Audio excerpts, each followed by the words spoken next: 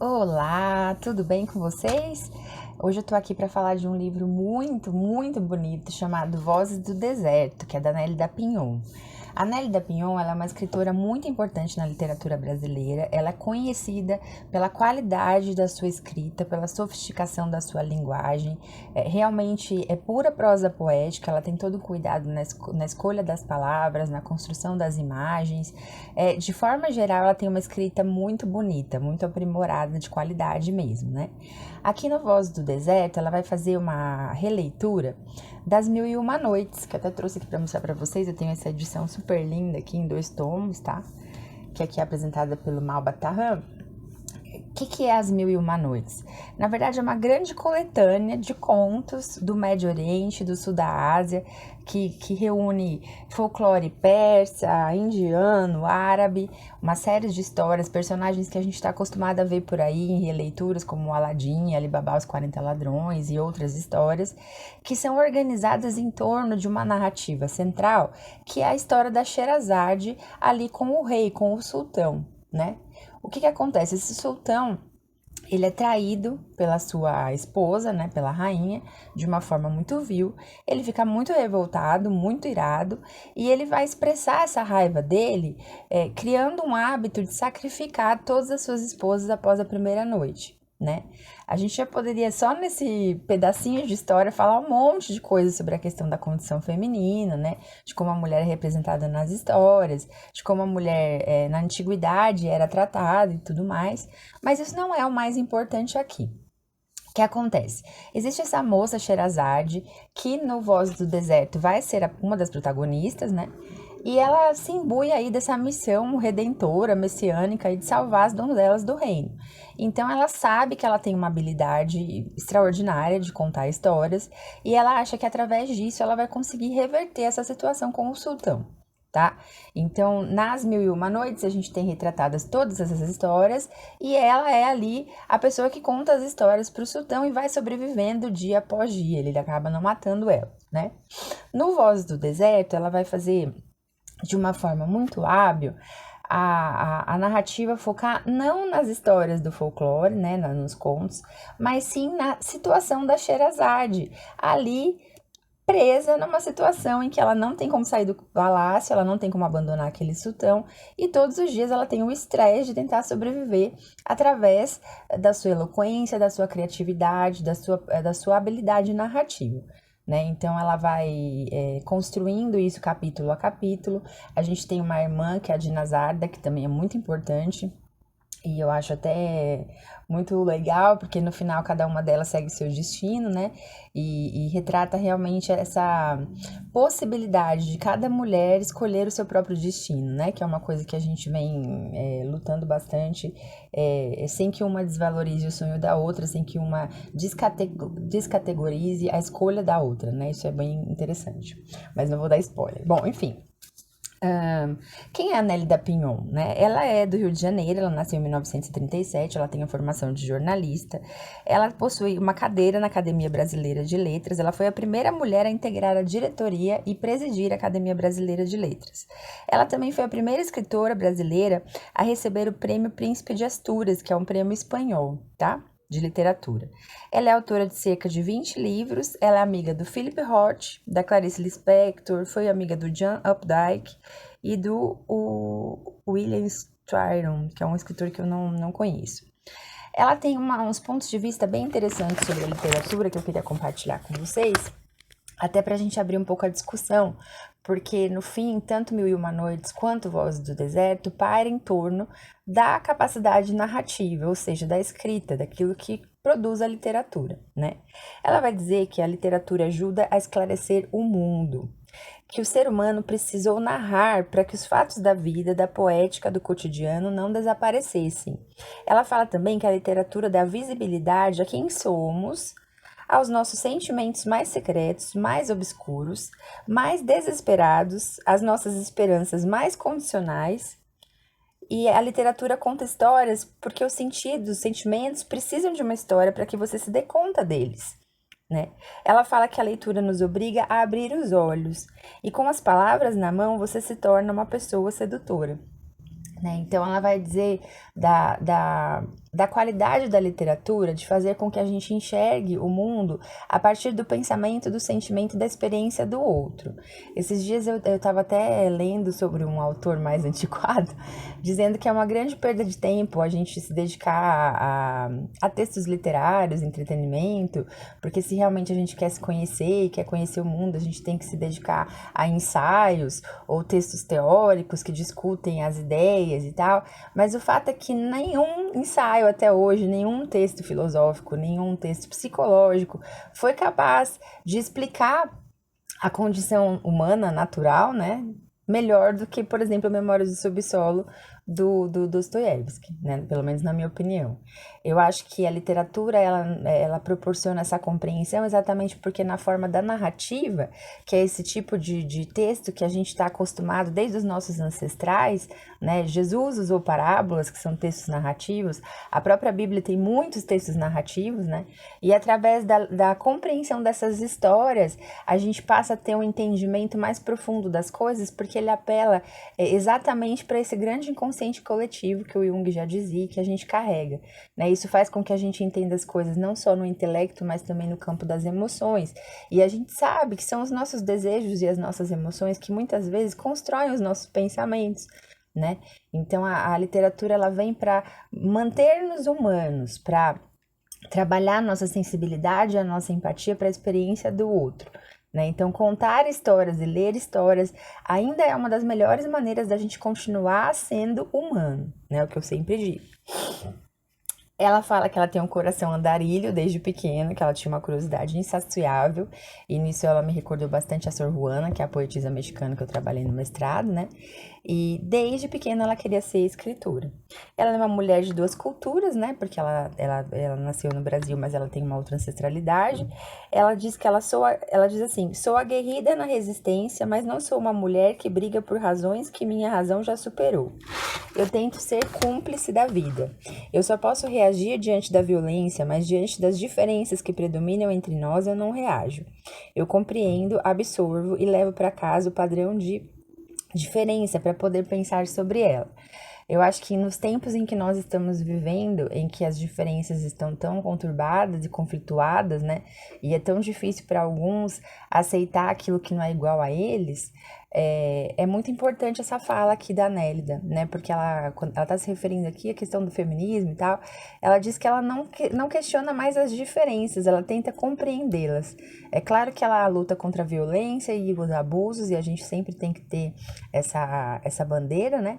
Mas ela não está mais preocupada em se legitimar enquanto mulher. É claro que ela vai falar que para uma mulher ser escritora, ela tem que escrever uma grande obra para poder ser reconhecida, e mesmo assim alguns homens jamais vão reconhecê-la. E tem todas essas questões que a gente sabe de uma priorização assim da obra masculina, né, na arte, na literatura, mas que isso também vem sendo bem superado. Eu acho que a gente tem que admitir os progressos, né? Ela se preocupa com a questão do analfabetismo no Brasil, né? O Brasil ainda tem milhões de analfabetos e alfabetizados disfuncionais, e por isso os escritores são marginalizados, né? Me lembro de um tempo atrás, uma grande comemoração do Machado de Assis na Alemanha, se não me engano, o centenário da sua obra, alguma coisa assim. E aqui no Brasil a gente mal estava falando sobre isso, né? Porque pouquíssimas pessoas leram o Machado, mesmo que ele seja brasileiro. Então, primeiro a gente precisa ensinar as crianças a lerem, entenderem e serem alfabetizados funcionais. E depois a gente pode compartilhar aquilo que de melhor os nossos escritores já produziram, né?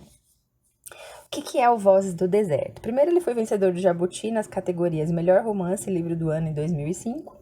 Ele é um tributo à arte de contar histórias, né? E aí, como eu já falei para vocês, ele vai fazer uma referência direta aos Mil e Uma Noites, que é um texto clássico. Quais são os temas, né, que pairam aí no Voz do Deserto que fazem com que seja tão interessante a leitura? Primeiro ele vai falar da questão da voz feminina, né? É interessante a história da Sherazade, porque talvez é uma história muito antiga, onde a redenção não vai vir por meio de um príncipe encantado, né? É aquela coisa assim da mulher arregaçando a manga e indo lutar por ela mesma. Então é ela quem salva as donzelas do reino. De que forma? Pegando uma espada e cortando a cabeça do sultão? Não. Contando para ele histórias. E essas histórias, durante todo o livro, vão despertar nele um desejo por uma vida mais plena e mais verdadeira. Porque apesar dele ter todo o poder, que ele era um rei, apesar dele ter todo o sexo que ele quisesse, porque ele tinha muitas concubinas, apesar dele ter todos os recursos financeiros do reino ao seu dispor, e ele era muito rico, ele não era feliz e ele não tinha um sentido na existência dele. Né? Então, é a partir das histórias dela, essas coisas aventurescas, de grandes heróis lutando pela sobrevivência, tendo uma vida mais de pobre do que de rico, né? E tendo que ralar muito para conseguir viver, sobreviver, tendo relacionamentos profundos, intensos, verdadeiros, ela vai despertando no sultão um desejo por algo que ele não tinha, ou seja, um sentido na vida, né? Então, eu acho que um dos grandes temas da história é esse, de desconstruir essa ideia de que para ser feliz e para ser pleno a gente precisa ter ou poder, ou sexo, ou dinheiro, ou os três de preferência. Porque, na verdade, nada disso dá pra gente um real sentido da existência. E só as pessoas que têm um significado na sua vida é que são felizes. Claro que dentro de uma proposta de contentamento, porque felicidade é uma coisa plena, uma coisa que não existe, mas que são pessoas mais satisfeitas, pessoas que se sentem mais legitimadas na sua existência, né? Essa questão de apresentar a experiência de viver, né, uma vida de verdade, mesmo que em simplicidade. A própria Sherazade, ao final, ela é tomada por esse desejo de viver, né, porque ela entrou nessa história com aquela coisa messiânica de ser uma heroína e salvar as donzelas, mas nem isso é suficiente para dar pra gente um sentido de vida real e verdadeiro, né? A gente só tem um sentido real e verdadeiro quando a gente percebe por que a gente veio ao mundo, por que a gente nasceu, quem somos nós? E essa é uma pergunta que todos nós temos que nos fazer todos os dias. E com sorte você vai ouvir aí essa resposta. Quem é você? Né? Por que você está aqui? Qual é o seu propósito? O cristianismo propõe uma resposta que para os cristãos faz muito sentido e acaba nos dando um sentimento de plenitude, realmente, de uma vida que faz sentido, né? Que é a questão de que nós somos filhos de Deus, amados do Senhor, e nós vivemos para glorificá-lo. E isso pode parecer um tanto quanto teórico, e às vezes um pouco até superficial, se a gente for pensar na quantidade de igrejas esquisitas que existem por aí, e equívocos feitos em nome do cristianismo, etc e tal, mas aqui eu falo sobre experiência pessoal mesmo, né, de você realmente sentir isso na sua existência de forma profunda e particular, né, isso realmente dá um sentido para a vida da gente. A gente tem uma peculiaridade nesse livro, que são os capítulos que são muito circulares. Às vezes você tem a impressão que você está lendo o mesmo capítulo. E ela faz isso de uma forma genial, porque embora seja uma construção de um dia que parece sempre o mesmo dia, né? Porque a Sherazade, ela tem que sobreviver todos os dias e contar histórias à noite para tentar não morrer de manhã. E isso é muito igual, né? Parecendo aquele filme do Dia da Marmota lá, o Feitiço do Tempo. Mas ela consegue fazer isso usando uma linguagem diferente, explorando ângulos diferentes, criando imagens diferentes, né? Então dá essa ideia de movimento, assim, que eu acho que é a grande genialidade do livro. E ela consegue traduzir para nós esse sentimento de tédio de uma vida sem sentido. Ela faz isso através da Sherazade, nas suas repetições, através do sultão também, que vai se cansando da sua empáfia, da sua tirania, e percebendo que a vida dele não tem sentido algum na forma como ela é vivida, né? Pensando um pouco sobre essas questões que o livro acaba fazendo a gente refletir, de sentido da vida e de proposta de uma experiência de vida plena e bem vivida, né? Eu queria ler para vocês algumas coisas aqui. Primeiro eu vou ler para você uns trechos de Provérbios, né? Livro de Provérbios da Bíblia, ele diz assim: todos os dias do aflito são maus, mas o coração contente vive um banquete contínuo. Melhor é ter pouco com o temor do Senhor do que ter um grande tesouro acompanhado de inquietação. Melhor é um prato de hortaliça, onde há amor, do que o boi gordo acompanhado de ódio. Melhor é o pouco com justiça do que grandes rendas com injustiça. É melhor ser humilde de espírito com os humildes do que repartir o despojo com os arrogantes. É melhor o pobre que anda com integridade do que o perverso de lábios e tolo. O que torna um homem agradável é a sua bondade, e ser pobre é melhor do que ser mentiroso. Então, todo esse texto, essa parte de Provérbios, vai fazer meio que um eco, né? Aliás, Eclesiastes faz um eco a Provérbios, eu não sei qual foi escrito primeiro, com essa ideia da vaidade da vida, essa sensação de ficar correndo atrás do vento para as pessoas que não têm um propósito, que colocam o seu coração em coisas vazias, né? Ou na política, ou no dinheiro, ou no prazer, ou no entretenimento. Essas coisas são como anestésicos, né? Elas funcionam por um tempo, mas depois você se depara olhando no espelho para quem você é e você vê que sua vida não tem significado algum, né? Então, eu acho que o livro traz muito essa reflexão, tanto do ponto de vista da Sherazade quanto do próprio sultão. Acho bárbaro a forma como ela faz isso, destacando a importância da escrita, né? Das histórias contadas, de como a gente cresce lendo e ouvindo histórias, né? Isso é bem a cara do livro, assim, né? Vou ler um trecho do próprio livro para vocês terem uma ideia da beleza da linguagem e tal, né? E eu acho que vale muito a pena. Sempre recusa, Sherazade amava o silêncio. Sem qualquer esforço, abstraía-se da realidade. Com alguns minutos de meditação, imergia nos conflitos humanos, esquecida das funções diárias.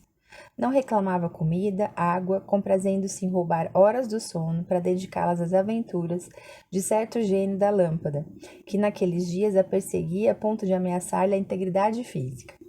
Um gênio que, oscilando entre o bem e o mal, alçava a voz para comover o coro de vozes que, do outro lado do desfiladeiro, solapavam o curso da história de Sherazade. Então, aqui ela está retratando aquele momento na vida de todo mundo que escreve ficção, né? Seja conto, seja romance, os poetas muito, em que você é tão imbuído daquela história que você está escrevendo, daquele poema que você está escrevendo, que você está em outro lugar, né? Como se você estivesse, de fato, em contato com aquela musa inspiradora que te leva para outros lugares, que abre um horizonte totalmente ficcional e diferente para você, que na verdade é construído pelos sentimentos do autor, pelas experiências dele de mundo, por aquilo que ele ouve, que ele sente, que ele vive, né? Então é mágico isso e remete muito à questão do potencial criativo, né, dessas pessoas e é muito, muito, muito rico. Aprendera também, desde a vida nômade, que não convinha confiar nos humanos. Havia entre eles o acordo de praticarem ardis como meio de se defenderem. Cada qual, resguardando as pegadas secretas do respectivo coração, ia nutrindo sentimentos contraditórios, causadores de profundo desassossego. Né? Então, aqui ela está falando da Jasmine, que é uma escrava, né? Que também é uma personagem importante. O nome da irmã dela é de Nazarda, e ela tem muito mais essa pegada de ser uma rainha e tal do que a própria Sherazade, né? Sherazade reconhece sua atividade de contadora de histórias como improdutiva. Um ofício muito relegado à obscuridade, rendendo a seus praticantes escassas moedas. Por isso mesmo exercido no bazar pelos desvalidos da sorte, os atingidos por invencível melancolia.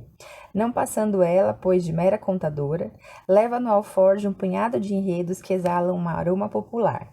É ela uma anônima, que se não houvesse nascido princesa, estaria hoje na miséria. Vê com os anos que faz parte de uma raça que, conquanto desprezada pelos doutos mestres das escolas corânicas, ousa sediar suas histórias nas vielas da Medina, atraída pelo odor das frituras, dos corpos suados, pela promessa da imortalidade, ganhando em troca, graças à sua fidelidade, a regalia de ser mulher, homem, rocha, cordeiro, hortelã, gênio da garrafa, todos os estados ao mesmo tempo, a cada qual sentindo com igual intensidade. Então, mais uma vez, ela está falando aqui da questão do escritor, do artista, daquele que produz algo a partir daquilo que ele recebe, né? E realmente é um privilégio quando a gente tem esse dom, porque de fato a gente pode viver muitas vidas vivendo só uma, né? Porque na medida em que a gente vai criando histórias, a gente tá ali dentro delas vivendo essas coisas. E a possibilidade de ter esse canal de expressão daquilo que a gente sente, pensa, vivencia, é maravilhosa, né? E também é maravilhoso para aquele que lê, para aquele que aproveita, para aquele que conversa com aquele autor, né? Costumava falar para os meus alunos que leitura é tipo uma telepatia, né? Você consegue conversar com a mente de uma pessoa que viveu no século XVI, que viveu no século IX, que viveu no século 1000, né? Como o caso daquele livro japonês do travesseiro, e é maravilhoso, né? A gente consegue estar naquele lugar por algum tempo, isso enriquece, isso nos amplia, né? O contato com a literatura, com essas histórias, amplia o nosso arcabouço mesmo, nossa bagagem, né? A gente não precisa estar na Suécia para saber como é que vivem os suecos, basta a gente ler algumas coisas que se passam ali. Quando você pega uma Jane Austen da vida, você consegue vivenciar o século XIX na Inglaterra, né? Isso faz você ter mais respostas para as questões da vida. Isso faz você ter mais crítica diante daquilo que as pessoas tentam enfiar a goela abaixo da gente, né? Então eu acho que recomendo muito esse livro pela beleza dele e pelo despertar para a importância dessa arte de narrar, escrever histórias e para a importância da gente saber e poder aproveitá-las, né? Um grande abraço, até a próxima vez. E fiquem aí com a Nelly da Pinhon. Vou continuar lendo ela, já tenho mais um livro dela aqui em casa me esperando. Até mais.